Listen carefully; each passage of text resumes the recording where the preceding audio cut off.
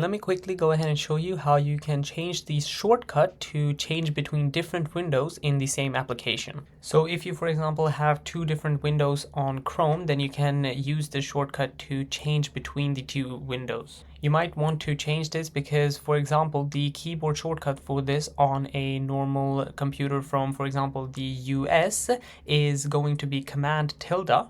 That is the button that is next to the one button to the left of it. But if you have some different type of keyboard layout, for example, like a German one or a Swedish one, then you'll have to press the shift button and the tilde is all the way to the right on the keyboard. So yeah, that gets pretty annoying pretty fast. So what you want to do to be able to change this is go over to the System Settings app. You can just go ahead and search Settings in the Spotlight by pressing on the Command and Space button. Then just go ahead and click on System Settings. From there, you're going to want to scroll all the way down until you find Keyboard right here. Go ahead and click on that and then go ahead and click on Keyboard Shortcuts right here. And when you are in Shortcuts, you want to navigate to the Keyboard section right here.